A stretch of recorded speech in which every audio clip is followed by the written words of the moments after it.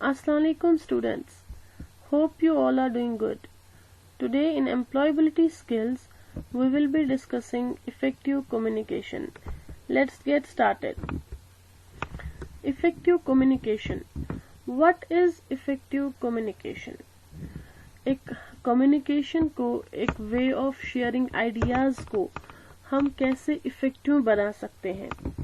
जब हम एक अपनी बात किसी तक पहुंचाना चाहें, बीइंग अ स्पीकर, हम चाहेंगे कि ये जो हमारी बात है ये बिल्कुल मीनिंगफुल रहे, आगे हमारा जो रिसीवर है उसे ये बात पूरी अंडरस्टैंड कर पाए। वो कैसे हम इफेक्टिव बना सकते हैं हमारी कम्युनिकेशन को, वो हम आज देखेंगे।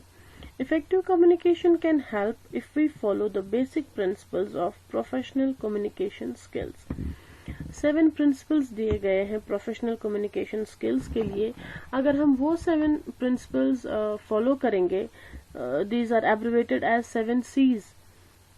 अगर हम ये 7 C's प्रॉपरली फॉलो करेंगे तो हमारी जो कम्युनिकेशन है, way of sharing our ideas, जो कम्युनिकेशन स्किल्स जो है हमारे, वो बिल्कुल इफेक्टिव हो जाएंगे।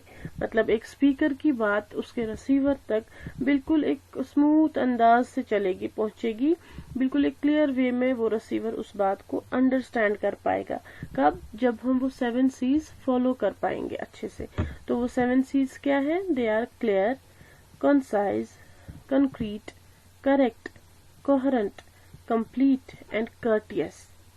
These all principles are abbreviated as 7 C's because they start with the alphabet C in the beginning. So let's discuss these 7 C's in detail.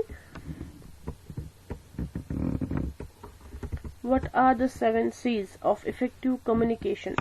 How can we make our communication effective to our receiver? What principles we need to follow? वो है clear. Be clear about what you want to say. जो हमारी conversation है, एक speaker और receiver के बीच में जो conversation हो रही है, that should be clear. मतलब एक स्पीकर को अपने वर्ड्स में, अपने आइडियाज में क्लियर रहना है कि वो क्या आगे उस रिसीवर तक कौन सी बात पहुंचाना चाहता है। He should be clear about what he wants to say. Second principle is concise. Concise means use simple words and say only what is needed. ऐसे नहीं कि हमें कोई छोटी सी बात रिसीवर तक पहुंचानी है और हम इसको बहुत ही इलाबरेट मैनर में, बहुत ही डिफिकल्ट वर्ड्स यूज करके उस तक पहुंचाएंगे। ऐसा नहीं कि वो भी ये होना चाहिए, बोर नहीं होना चाहिए हमारी कन्वर्सेशन से। बिल्कुल सिंपल वर्ड्स में हमें अपनी बात उस तक पहुंचानी है। जितना हमें जरूरत है, व्हाट इज नीडेड, वो बात मीनिंगफुल हो, वो हमारे रिसीवर तक कैसे पहुंचे, किन वेज से पहुंचे, using simple words. We should be concise in our conversation. Third principle is concrete. You should use exact words and phrases. Concrete means मजबूत। जो हमारी बात है, जो हमारा टॉपिक ऑफ कन्वर्सेशन है, उसे हमें मजबूत बनाना है, उसे हमें कंक्रीट बनाना है। कैसे? By using exact words, by using meaningful words, by using exact words and phrases.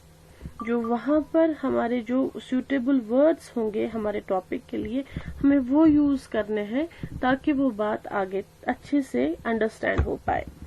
Next principle is correct. You should use correct spellings, language and grammar. जैसे ही हमारी अगर कोई हम रिटन, हमारा वे ऑफ एक्सप्रेसिंग है वो written language, using some language, हम written way में हमारा कन्वर्सेशन जो है, हमारी जो बात है, हम उसको रिटन दे रहे हैं, लिख के दे रहे हैं, तो तब हमें करेक्ट स्पेलिंग्स यूज करनी है, करेक्ट लैंग्वेज यूज करनी है। एंड ग्रामर मोस्ट इम्पोर्टेंटली, हमें ग्रामर का बहुत ही ज्यादा ध्यान रखना है। ऐसे नहीं कि हम पास्ट की बात कर रहे हैं and we are using present tense और फ्यूचर टेंस, उससे तो बिल्कुल हमारी जो मीनिंग है बात की वो बिल्कुल चेंज हो जाएगी। हमें बिल्कुल टेंसेस का ख्याल रखना है। We should try to avoid grammatical errors. We should use correct spelling, correct language while expressing our views. Next principle is coherent. What is coherent? Coherent means clear and easy to understand, एक ऐसी बात जो logical हो, जिसका कोई sense हो. Your words should make sense and should be related to the main topic. अगर हम किसी टॉपिक को लेके कन्वर्सेशन कर रहे हैं, कम्युनिकेट कर रहे हैं, तो हमारे जो वर्ड्स हैं वो उस टॉपिक को लेके प्रॉपर सेंस बनाने चाहिए. हम लॉजिकल वर्ड्स यूज करना चाहिए.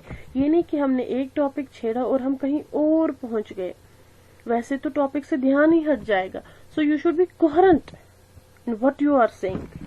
Next principle is it's complete. Your message should have all the needed information. जैसे एक सेंटेंस में जो मेन रिक्विजिट होता है कि sentence should begin with a capital letter and it should end with a full stop and it should convey a complete meaning. ऐसे ही हमारे जो कम्युनिकेशन में है, it should be complete.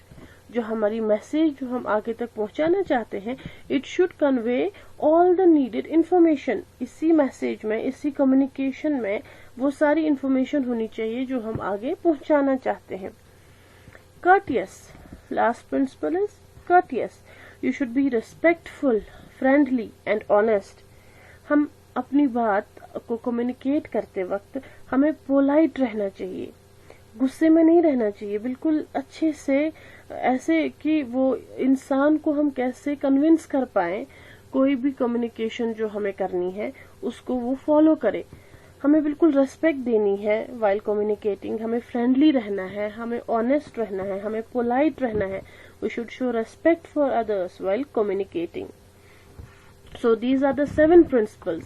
If you follow these 7 principles while communicating, your communication will be effective. जैसे ही हम अपनी बात आगे पहुंचाना चाहें, हमें ये 7 C's का ख्याल रखना है, which are clear, concise, concrete, correct, coherent, complete, courteous. तो जैसे हम ये 7 C's फॉलो करेंगे while expressing our views, while expressing or sharing our ideas to others, तब हमारी जो कम्युनिकेशन है that will be effective. Your next topic is methods to communicate. What are the different methods to communicate? जो हम आगे जो हमारे आगे के lessons हैं वो यही methods पर ही हैं. Methods of communication. यहाँ पे आपको generally दिया गया है कि basic methods of communication are non-verbal, verbal and visual. Non verbal क्या होता है? नॉन वर्बल कम्युनिकेशन एक ऐसी कम्युनिकेशन, एक ऐसी मैसेज है जो सेंड होती है विदाउट यूजिंग वर्ड्स.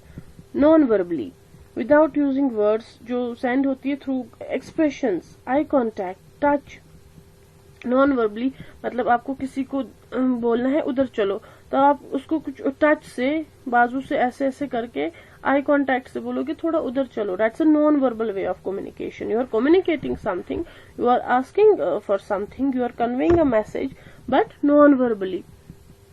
आप टच से या आई कांटेक्ट से या अपने एक्सप्रेशन से एक मैसेज कन्वे कर रहे हैं. ठीक है, बोल के नहीं, विदाउट यूजिंग वर्ड्स. दूसरी मेथड ऑफ कम्युनिकेशन है दैट इज वर्बल, जिसमें हम एक्चुअली यूज करते हैं वर्ड्स. स्पोकन वर्ड्स का यूज होता है, वर्बली हम कोई मैसेज कन्वे करते हैं. Next method of communication is visual, जिसमें हम इमेजेस या पिक्चर्स यूज करते हैं.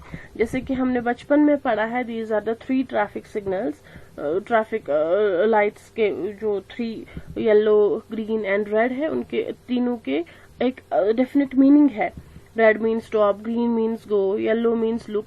तो जैसे ही हम ट्रैफिक सिग्नल पे हैं, जो लाइट सामने आएगी हम विजुअली देख के, हमें वो कम्युनिकेट कर रही है by using images and pictures. तो हम विजुअली देख के वो कम्युनिकेशन समझ जाते हैं कि हमें आगे क्या करना है. ऐसी ही दूसरी विजुअल मीन्स होती है जब हम वीडियो प्ले करते हैं. We are given a sign, pause और प्ले अ वीडियो. ऐसे ही कहीं पे लिखा होता है डेंजर जोन का साइन होता है या नो स्मोकिंग जोन का साइन होता है. तो वो साइंस तब हमें एक मैसेज कन्वे करते हैं विजुअली. ठीक है, not verbally, not non verbally, it is conveying a message visually.